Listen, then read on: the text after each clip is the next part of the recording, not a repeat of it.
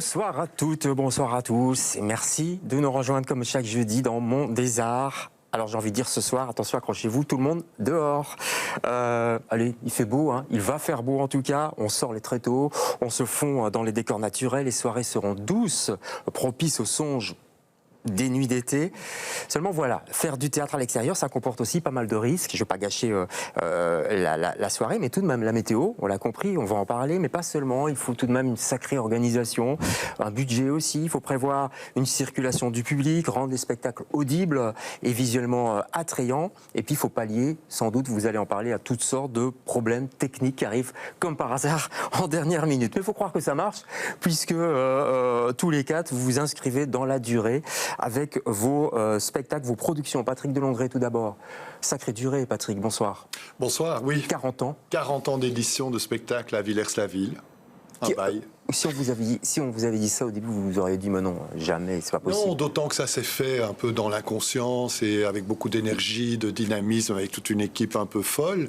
Et puis, ça a tout de suite marché. Et on ne s'est en fait pas posé la question. On a continué. Et 40 ans plus tard, on est toujours là. On a l'impression que Villers-la-Ville était fait pour ça, que les ruines étaient faites pour ça. Jack Cooper. Oui. 40 ans, enfin non, pas vous, hein, mais... oui. Moi presque, enfin oui, largement. Donc, presque, oh là là. Oui. Non, 28 ans, l'air de rien, 28, 29, Donc vous, 28, ouais, Bruxellon, j'ai pas dit ça. Bruxellon, oui, 28 ans. Et là aussi, c'est comme dit Patrick, ça a démarré un peu sur un concours de circonstances.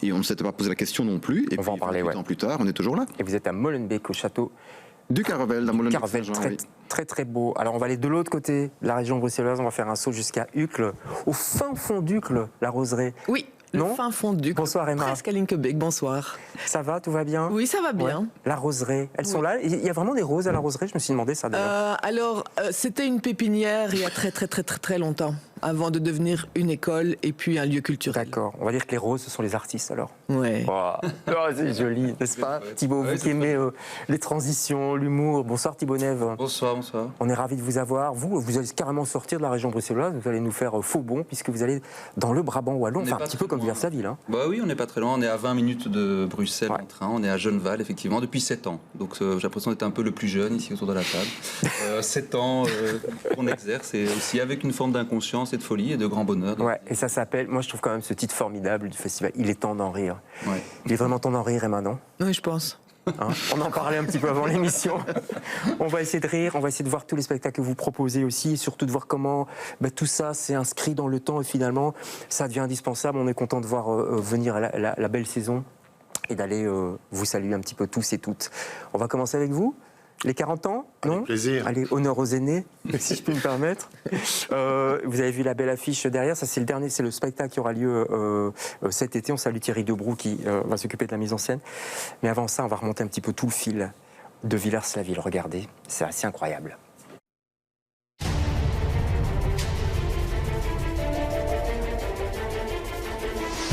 Depuis près de 40 ans, les ruines de l'abbaye de Villers-la-Ville sont le théâtre de grands spectacles épiques et populaires. Chaque été, plus de 20 000 spectateurs passent une soirée sous la voûte céleste pour découvrir des œuvres théâtrales majeures, des épopées spectaculaires et des adaptations d'œuvres littéraires notoires. Les ruines magnifiques, le plein air, les œuvres puissantes qui y sont représentées, des acteurs portés par un souffle indicible, la magie des lumières, l'intégration des scénographies et des costumes et l'itinérance de l'action donnent à ces mises en scène une originalité chaque fois renouvelée par une volonté de diversité. Au fil des années, l'équipe de production et les équipes de création ont forgé par une forme de théâtre ample et spectaculaire un type de spectacle à nul autre pareil. Chaque été, le mystère du théâtre opère à Villers-la-Ville.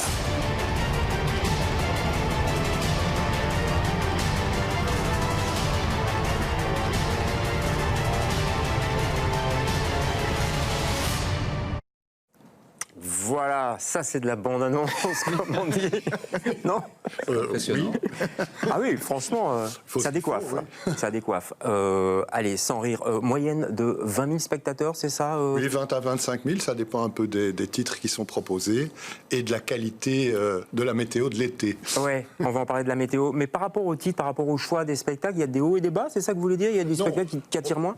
Ce qu'on a toujours veillé, c'est une grande diversité dans le choix de la semble, programmation. Donc on va de spectacles plus populaires à des spectacles parfois un peu plus pointus ou à des pièces de théâtre peut-être plus difficiles d'accès. On a monté des tragédies de Racine, par exemple. Bah ouais. Mais c'est une volonté, cette diversité. Et c'est ce qui a aussi été, je pense, la recette du succès. Ouais, on va revenir évidemment sur Villers-la-Ville. Jack, c'est pareil chez vous, diversité, j'imagine. Absolument, ça a toujours été un des points importants pour le festival, c'est d'offrir aux gens un spectacle, enfin des spectacles très familiaux, mais dans tous les genres, comédie musicale, théâtre, concert, magie, et dans tous ces domaines-là, des choses excessivement variées. Ouais, familial, ça va, c'est le mot qui va revenir souvent chez vous. Oui. Moi, j'ai déjà été en famille chez vous. J'ai l'impression que c'est un peu le cœur du projet aussi, non? Là, on parle d'un festival, mais globalement pour la Roseraie. Oui, globalement, la Roseraie, c'est une ancienne école, et donc. Bah oui, déjà. L'ADN est là, quoi. Ouais. C'est un grand jardin bordé de bâtiments dans lequel on accueille des compagnies de théâtre jeune public, des compagnies de cirque et de théâtre de rue en résidence. Ça, c'est notre principale activité, donc oui, effectivement, familiale. Et vous, alors, ça va j'allais dire, de 0 à 100 ans, non? On essaye cette année vraiment, parce que c'est la première fois qu'on va faire du stand-up pour enfants avec Dan Gagnon. Donc ça, du stand-up pour enfants, ça c'est... Ouais. On s'ouvre vraiment aux enfants. Et le spectacle de juillet, des cailloux plein les poches, c'est à partir de 8 ans. Donc c'est sûr qu'on a vraiment envie que c'est un moment estival en famille, de se dire c'est une sortie à faire donc, génération. Si vous n'avez pas d'idée culturelle cet été, franchement, je ne sais pas ce qu'il faut faire, parce que toutes les propositions sont assez incroyables. Votre idée, vous, c'était en 1987... Waouh, Barabbas, déjà. Michel de Gelderode. C'est ça, le metteur en scène, c'est Dominique Aumont, c'est ça? Dominique Aumont, oui, qui est vraiment le créateur des spectacles à Villers, qui a eu cette idée de faire se déplacer le public dans les ruines de l'abbaye. Et on n'a jamais utilisé le terme, mais il est fort utilisé maintenant. On fait vraiment du théâtre immersif. Ah oui, oui. Puisque le public est plongé dans cette ambiance incroyable du site de l'abbaye de Villers-la-Ville et il se déplace au fil de l'action. Oui, parce que pour ceux qui ne connaissent pas Villers-la-Ville, bon, vous connaissez tous ici, j'imagine, mais peut-être les gens qui nous écoutent, qui débarquent à Bruxelles, allez-y, parce que c'est une abbaye cistercienne, c'est magique, c'est pas très loin de Bruxelles. Et c'est déjà un théâtre en soi. C'est même un théâtre sans théâtre déjà à la base. Absolument. D'abord, il y a ce souffle extrêmement romantique, évidemment, qui se dégage des ruines. Et puis, à chaque heure du jour ou de la nuit, il y a une ambiance particulière qui se développe dans ce site. Ça vaut vraiment la peine d'aller s'y promener. Ouais. Le lieu, le décor naturel, vous, c'est un lac en pente douce comme ça. Faut pas courir d'ailleurs parce qu'on risque de tomber. Ouais. Mais nous, c'est incroyable. C'est important le lieu. Il y a un renard qui passe et quand le renard passe, moi, j'existe plus ou les comédiens n'existent plus. On est vraiment en pleine nature. Et cette année, d'autant plus, on a vraiment choisi une pièce qui se passe au bord d'un lac irlandais. Ouais. Donc, on va mettre une scénographie. On croit que c'est la plaine qui va continuer, mais ce sera une scène. Donc, je suis très content. On s'inscrit vraiment plus que ça dans un décor naturel. C'était pas possible. Ouais, parce que la nature, j'allais dire, ça fait du bruit. Vous parlez du renard qui passe. Ouais. Il y a une âme aussi, il y a un esprit. Villers-la-Ville, le château de Carevel, c'est pas rien non plus, quoi. Mais oui, parce que plein de gens ignorent qu'il y a un château vraiment en plein centre de Bruxelles. C'est vraiment à 200 mètres de la basilique de Koekelberg. On arrive là et on est entouré dans ce château, cette cour intérieure, le parc, le lac. Et les gens n'ont pas l'impression d'être à Bruxelles alors qu'on est vraiment à 200 mètres de la basilique. C'est extraordinaire comme endroit. Ouais. Alors, vous, c'est dans la cour du château, c'est ça, hein? Cour du château, grange. Il y a 3 lieux de spectacle dans cette enceinte. Cour du château, grange et salle des chevaliers tout en haut pour un spectacle un peu plus intimiste. Ouais. Et vous, c'est des jardins. C'est des jardins. Ouais. Ben non, mais c'est pas mal. Oui, non, on a même des poules qui courent. Ah, il y a des poules. Ouais. D'accord. Pendant les spectacles, tout ça, il y a des poules qui. Bon, peut-être que quand il y aura du public, on rangera les poules. mais la journée, il y a des enfants. Donc s'il y a du poulet au menu, après, vous savez d'où elles viennent, c'est pas. Allez, on va aller directement du côté du Carevel, puisque on vient d'en parler, parce que on va parler de ça. Et, ce qu'on voit, nous. C'est ce qui est devant, forcément, il y a toute une machinerie, mais aussi toute une ingénierie derrière.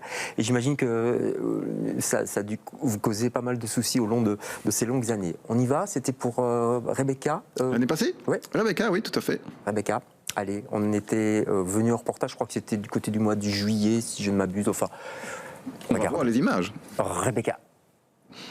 Des dernières retouches et la scène est prête. Dans quelques minutes, c'est la première de la comédie musicale Rebecca.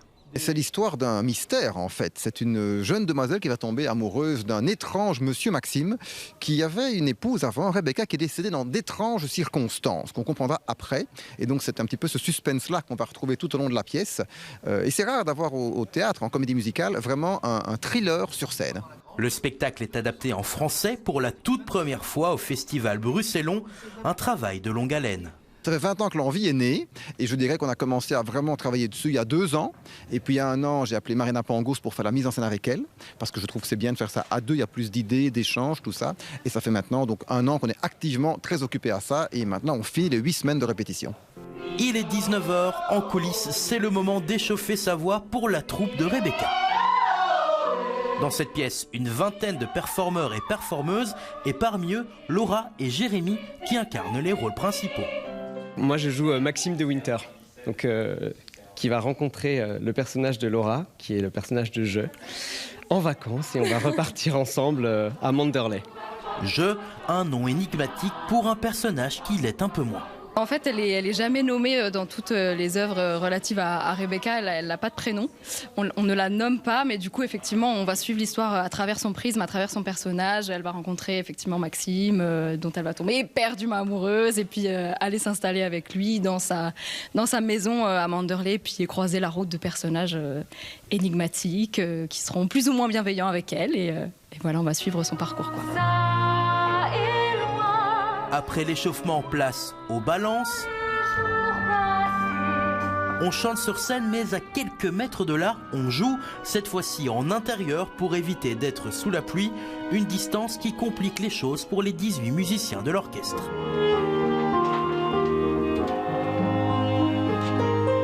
C'est plus difficile pour moi, comme je ne peux pas voir et sentir les chanteurs comme j'ai l'habitude. Normalement, je prends leur énergie, je prends leur souffle.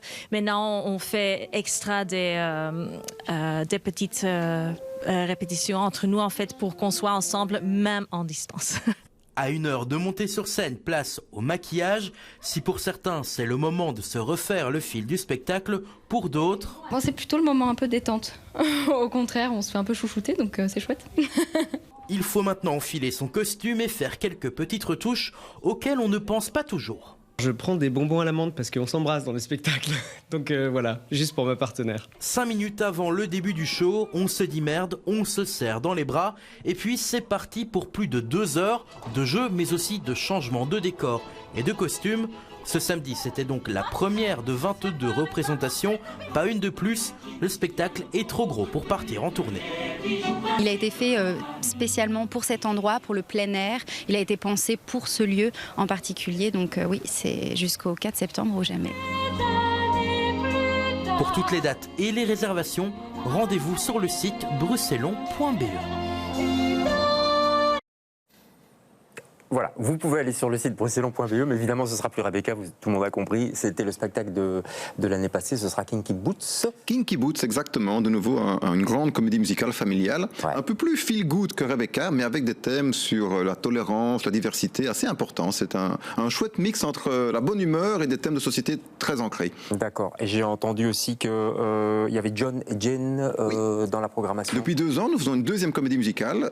Cette fois-ci, c'est John et Jen d'Andrew Lipa, avec 2 comédiens, 3 musiciens, et là on va suivre pendant une 30aine d'années un frère et une sœur. C'est une petite production, mais excessivement touchante. J'ai entendu qu'il n'y avait pas de tournée dans le reportage. C'est vrai, en fait, c'est compliqué. Un spectacle que vous produisez à Villers-la-Ville, on ne peut pas le déplacer dans une autre abbaye ou... Alors oui, c'est vrai que ce sont toujours des productions très compliquées, montées sur mesure. Quand même une particularité cet été, puisque nous coproduisons le Songe d'une nuit d'été avec le Théâtre Royal du Parc. Ouais. Et donc on a conçu une scénographie qui pouvait à la fois être créée sur la scène du Théâtre du Parc, mais se déployer dans le site de l'abbaye de Villers-la-Ville. Voilà, c'est une conception un peu inverse.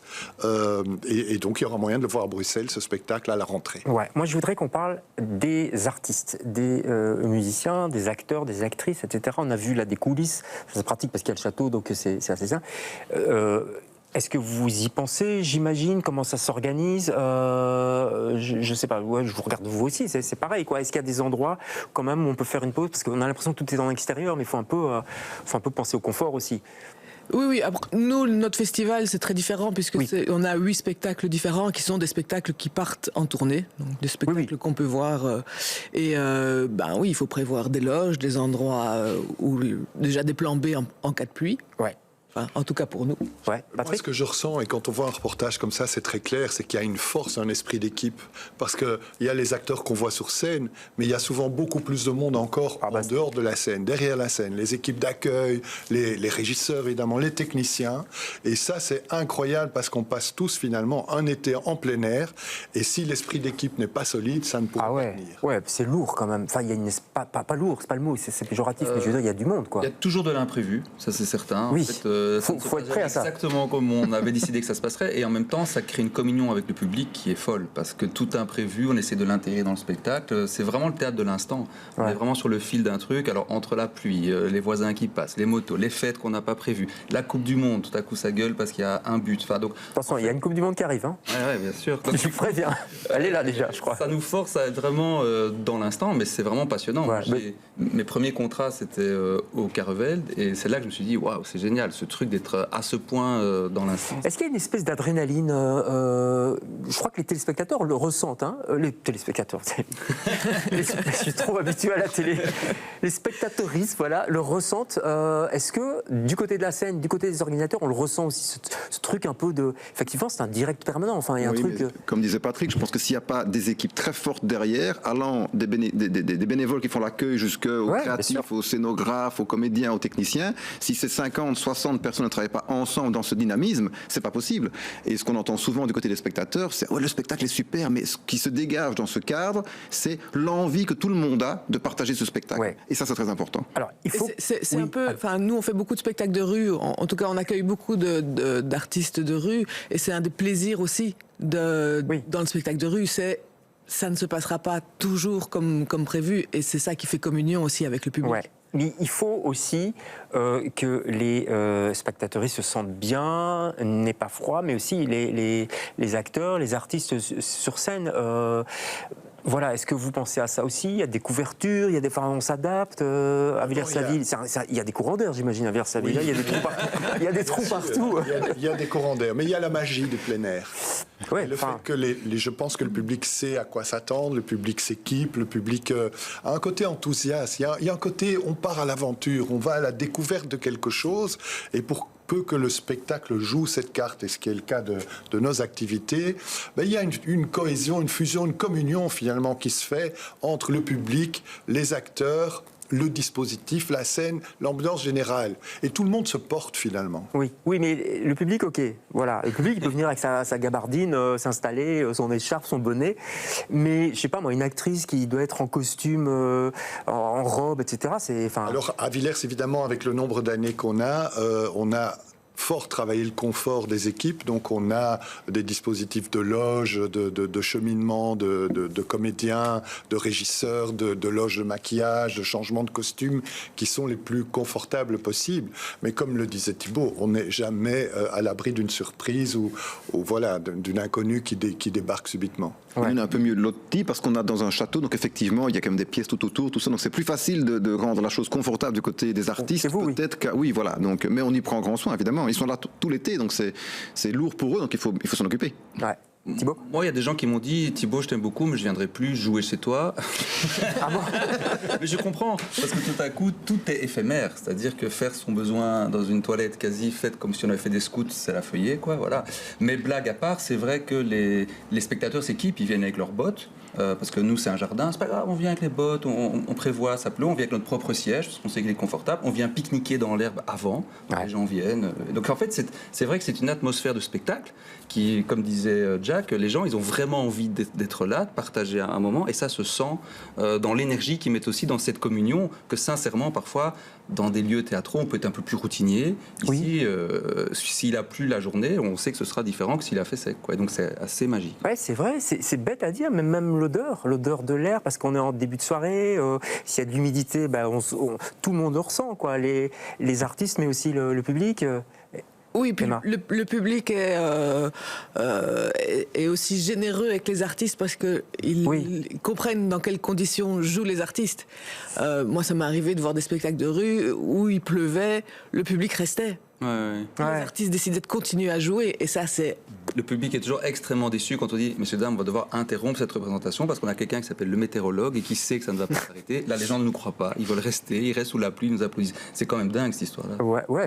C'est touchant, ça. Oui. Jacques, vous confirmez ça? Oui, évidemment, les gens sont d'un enthousiasme fou, et je pense qu'un point commun de nos 4 activités au festival, c'est que les gens se sentent très très heureux d'y être et vraiment les bienvenus. Je suis chaque année étonné que des gens nous disent, des fois, ici, on ose venir, contrairement parfois des théâtres plus classiques, où peut-être certaines personnes n'osent pas aller. Et je pense que c'est un point commun qu'on a tous les 4. C'est très dirigé vers le spectateur, la spectatrice. C'est important de dire ça, je trouve. C'est vrai, chez vous aussi, il y a des gens qui vont à Villers-la-Ville qui vont pas au théâtre pendant l'année. Voilà, c'est le phénomène. C'est souvent des gens nous disent, vous savez, moi je vais une fois au théâtre et c'est chez vous que je viens. Et c'est vrai que c'est un phénomène particulier, mais ça nous fait plaisir aussi de toucher ce public-là, parce que peut-être, quoi qu'il en dise, s'il a apprécié sa soirée, il va peut-être aller dans le courant de l'année voir un autre spectacle dans un théâtre. Donc tant mieux, tout le monde est gagnant. Ouais, ça ouvre peut-être des portes. Ils se disent finalement c'est chouette le théâtre. Il y a de ça. Il y a un côté très immédiat, familial. Il n'y a pas de filtre en fait. En extérieur, on est beaucoup plus proche des artistes. On ne peut pas trop maquiller les défauts. On n'est pas dans le noir. C'est clair. C'est la tombée du jour qui va nous apporter. Et on travaille tous avec des bénévoles aussi. Et quand les gens arrivent, ils se sentent accueillis par des gens qui sont en fait comme eux. Ils sont là pour le plaisir du spectacle. Et ça fait une très, très grosse différence, je pense, dans le sentiment que le spectateur a en arrivant. C'est vrai. Alors parfois on rigole aussi beaucoup, notamment du côté de Genneval. C'est Genneval en fait Ouais, c'est Rixensart officiellement, mais c'est le lac de Genneval. J'ai jamais trop compris. C'est la commune de Rixensart. Exactement. Officiellement c'est la commune et que c'est un lieu dit. Voilà. Qui est assez magique parce qu'effectivement c'est un lac qui a été fait spécialement comme un lieu de villégiature à la base. Et il y a de l'herbe, et il y a des gens, et il y a des spectateurs, des spectatrices, parfois très âgés. On va le voir dans votre bande-annonce, qui est assez rigolote. Regardez. Mais le spectacle était bien aussi, hein. Vraiment bien. Était extra parce qu'on a au fond, quand on pense, il n'y avait que 2 acteurs et il faisait 16 personnages. Oui. C'était vraiment extraordinaire. On a vraiment bien ri. Oui, c'était bien. C'était bien. Eh bien, on regrette pas d'être parti hier soir, sorti. Non, parce que au fond, on ne sort plus beaucoup. Hein. Non. Mais... On a peur de rentrer. Non, mais vraiment, une soirée comme ça...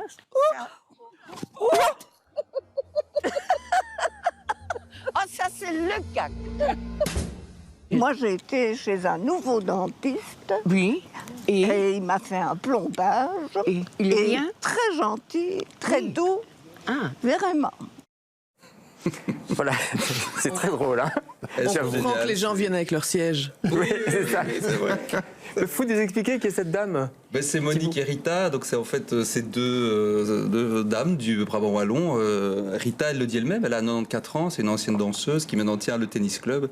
Et en fait, c'est notre public aussi, c'est vraiment ça, c'est vraiment sympa. Et donc c'est vrai qu'on s'était dit, c'est toujours compliqué de communiquer autour d'un spectacle. Ça c'est vraiment, nous on veut répéter, puis il y a la com qui dit, bon les gars, il faut communiquer. Et cette année on s'est dit, on va partir des gens qui viennent nous voir. Et donc on les a contactés, elles sont super.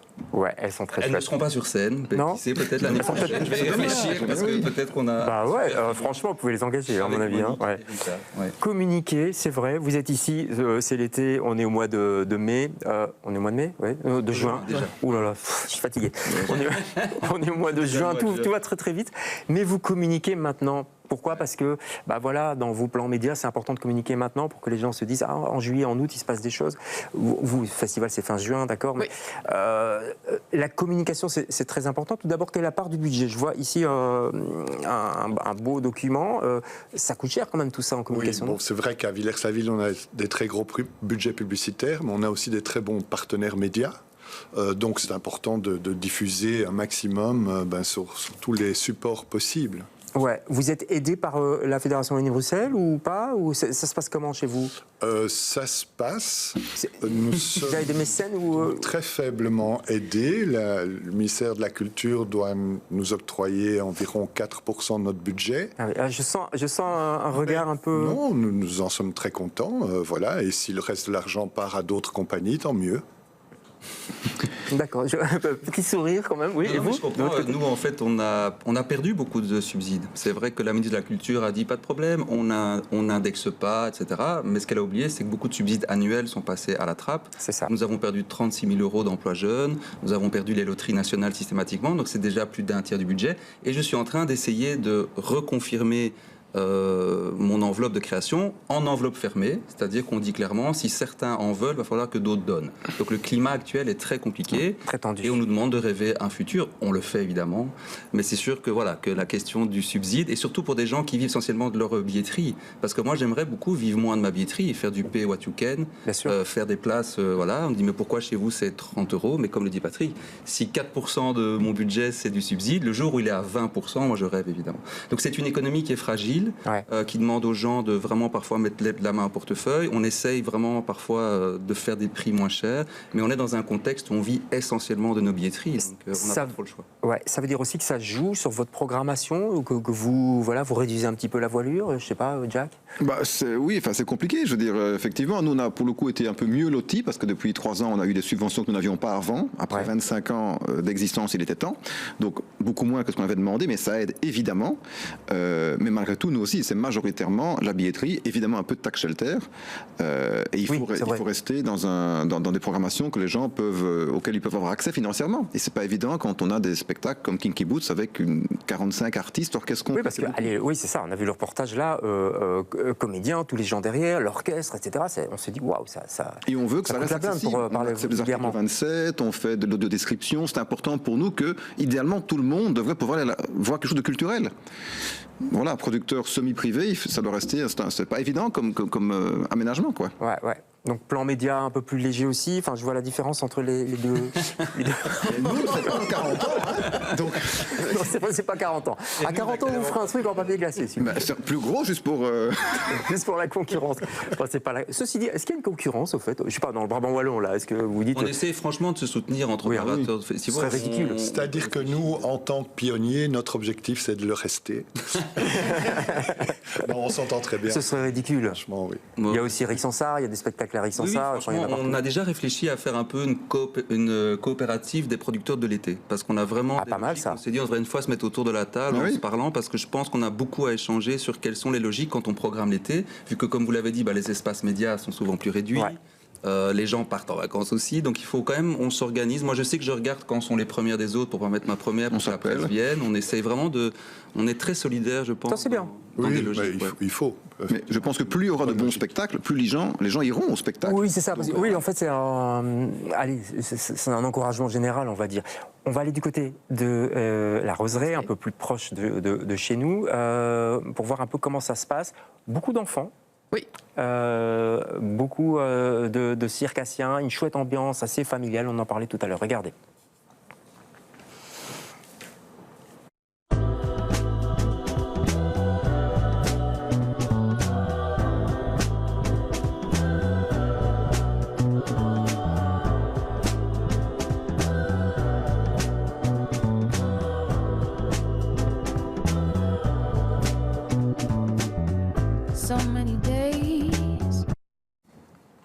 Voilà, c'est une verticale, il faut s'habituer, c'est Instagram, on est en 2026. Notre chargé de com est jeune. Oui, voilà, c'est ça. Sympa pour les autres, sinon regarde, on les salue. Non, l'ambiance est très sympa, alors c'est fin juin. C'est fin juin, c'est le 28 juin. C'est pas mal parce que les examens sont finis, oui, enfin s'il y a des examens, ça c'est encore un autre sujet. Enfin globalement, voilà, c'est à couleur café, voilà. Alors nous c'est une journée et l'idée c'est vraiment de programmer pour toutes les tranches d'âge. Le matin on fait pour les tout petits, donc on commence par un spectacle pour les 0-3 ans, donc quand je dis tout petit, c'est tout petit. Ah ouais. Et tout au long de la journée, il y a des spectacles pour toutes les tranches d'âge, 0-3 ans, 2 ans et demi, et puis des spectacles tout public, des spectacles à partir de 10 ans aussi. Là, pour la première fois, on fait des spectacles avec des jauges réduites, parce qu'on a par exemple un spectacle qui se passe dans une caravane. Ouais. Donc là, la jauge est réduite. Ah bah oui, ça c'est clair, c'est pas Villers-la-Ville. Hein, ouais. On a un autre magnifique spectacle qui s'appelle Boîte crânienne, qui se passe dans une tente. C'est un spectacle de marionnettes. Et donc là, c'est une jauge de 70, mais qu'on joue 2 fois. Donc voilà, il y a moyen d'aller le voir. Et puis des spectacles de rue qui sont plus tout public, où là, il n'y a pas de jauge.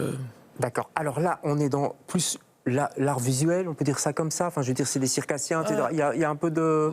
Il y a un peu de tout. Dans la caravane, aussi. Par exemple, ça s'appelle la caravane des Muchettes. C'est une fille qui raconte des histoires. Dans sa caravane, elle a des muchettes. On va découvrir les muchettes. Des mouchettes, donc des petites mouchettes, quoi. Non, des muchettes. Ah, des muchettes. Il faut venir voir. D'accord. C'est un spectacle de théâtre d'objets. Voilà. Il y a de la marionnette, il y a du cirque, effectivement, du théâtre de rue. Ouais. On a aussi un peu de magie, d'ailleurs. Ouais. Avec ça fait plaisir à Jack Cooper. Je valide. Oui. Je pose la question parce que tout à l'heure on parlait du confort des artistes. C'est des artistes qui souvent travaillent quand même dans des... on en a reconnu au passage, hein, il y en a pas mal, dans des théâtres fermés, si je puis dire. Là, vous êtes comédien, il faut porter sa voix, c'est autre chose. Est-ce que tous les artistes savent faire ça, aiment faire ça? Enfin, c'est une autre façon de faire du théâtre. C'est une autre façon de travailler, vraiment. Ça demande beaucoup d'énergie d'être à l'extérieur. Ça demande de s'échauffer, ça demande vraiment de prendre soin de soi, parce qu'on est beaucoup plus soumis, évidemment, à des conditions rudes. Donc c'est sûr qu'il faut une bonne condition. Et bon, on a la chance d'être sonorisé, donc c'est encore un autre travail, parce qu'on a un son qui enveloppe le spectateur, donc lui ne se rend pas compte, mais c'est vrai que nous, derrière, il y a tout un travail qui est encore plus engageant physiquement, et je vous dis, pour la concentration, on peut être déconcentré à toutes les minutes, parce qu'on voit tout. Ouais, donc il faut vraiment des artistes qui soient... qui acceptent de jouer Tip top. Même chose chez vous, en plus, chez vous, c'est déambulatoire, donc ils font une scène et puis on bouge. Pas sonorisé, mais on a la chance, effectivement, que les ruines de l'abbaye de Villers-la-Ville sont très bonnes acoustiquement. On a ces particules d'humidité qui, lorsque la nuit tombe, portent les voix. L'eau porte la voix? Oui, franchement, c'est étonnant. Pour qu'il pleuve, alors. Heureusement, ce n'est pas de l'eau, c'est une... Oui, l'humidité, c'est pas la douche. Ça ne nous empêche pas parfois d'utiliser le micro pour des questions de mise en scène, mais on est plutôt partisan de la voix directe de l'acteur, ce qui nécessite effectivement une certaine technique. Ouais, mais le jeu... Moi, j'ai vu quelques spectacles, le jeu quand même amplifié. Là, on parle vraiment de jeu d'acteur. Le geste est plus grand. C'est vrai qu'il y a un travail sur le déploiement à la fois vocal et gestuel de l'acteur et qui est travaillé sur le site même. Et les metteurs en scène le savent. Bon, là, c'est Thierry Dubroux, il y a eu Georges Ligny, avant, il y en a eu plein. Oui, de manière globale, j'ai quoi. toujours rencontré des metteurs en scène qui intégraient cette donnée-là dans leur travail, et ça s'est toujours bien passé. Ouais. Nous, à la Roserie, on accueille beaucoup de compagnies en résidence, et on a la chance d'avoir ces grands jardins. Donc, on accueille des compagnies de théâtre de rue, en résidence notamment, et souvent, ils répètent à l'intérieur, et puis à un moment, ils ont besoin de sortir. Parce que tout change. Pour s'adapter, adapter leur jeu. Dès qu'on est en extérieur, tout change. Ah oui, c'est clair. Vous préférez être à l'intérieur ou à l'extérieur d'ailleurs? Moi, je préfère être dehors. Sincèrement, je trouve que oui, on a beaucoup plus... c'est vraiment la magie. Alors, pas que j'aime pas être dans une salle, mais c'est sûr que, comme dit Emma, il y a deux phases du travail. Et moi, je trépigne quand je dis encore 4 jours avant d'être à Genneval, 3, 2, 1. Parce qu'une fois qu'on y est, le spectacle monte vraiment. Et c'est vrai qu'il y a 2 temps de répétition. Et l'extérieur, c'est encore effectivement un nouveau moment. Pareil chez vous? Bah oui, mais nous, dans les spectacles, d'abord, on n'a pas de voix directe parce que comme il y a un gros orchestre, il y a tout un travail de sonorisation. Ouais. Mais ce qui est très surprenant, c'est quand on accueille des spectacles de théâtre qui ne sont pas des comédies musicales, généralement les équipes sont un peu frileux. Ah, dehors, qu'est-ce que ça va donner? Et en fin de spectacle, régulièrement, c'est une des plus belles fois qu'on les fait parce que l'ampleur de dehors. Et ils sont très contents comme artistes d'avoir fait le même spectacle à l'extérieur. C'est très surprenant. C'est fou. J'ai l'impression qu'il y a une magie. On parle de magie. Vraiment. On parle de théâtre et de magie au sens naturel, quoi. Enfin, je veux dire, c'est un rapport public. Être en extérieur, c'est un rapport public très très différent. Ouais.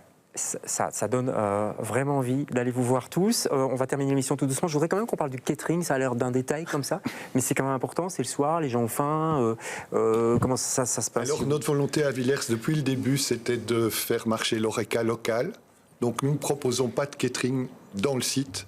Nous invitons les spectateurs à consommer tout autour du site. Il y a des restaurants, des tavernes, des cafés, des bistrots. Et je pense que ça fait vivre aussi le lieu. C'est important pour un lieu touristique comme celui-là. Ouais. Chez vous, c'est bonne franquette. C'est la journée, pain saucisse. Saucisses, bah. Pas de frites, il n'y a pas de frites chez vous aussi? Non, on fait pas de frites, on fait des pains saucisses. Ah, moi j'irai pas alors. Et des salades de lentilles végétariennes. D'accord. Bon, on enregistre. On va voir le menu. Le menu chez vous, c'est quoi? Nous, il y a des assiettes que les gens peuvent consommer sur la terrasse du château, mais comme il y a beaucoup plus de sièges de théâtre, de places possibles pour venir manger, il y a effectivement les restaurants du coin qui fonctionnent autour, parce qu'il y a trop de monde sinon que pour manger tout chez nous. Ouais. Vous, par contre, vous l'amenez le catering. Ouais, nous, c'est vraiment venir plus tôt, parce que comme c'est placement libre, les gens viennent tôt, et vraiment, on fait très attention à ce qu'on met à la carte du bar. On fait local, on fait bio, on fait vraiment des produits de qualité. Voilà, on pourrait être beaucoup plus rentable sur le bar, mais on a fait le choix d'être moins rentable pour vraiment permettre que ce soit un vrai moment aussi l'avant-spectacle. Allez, on a réussi à faire une émission sur vos spectacles en extérieur sans parler quasi pas de la météo. Ah, mais c'est vrai.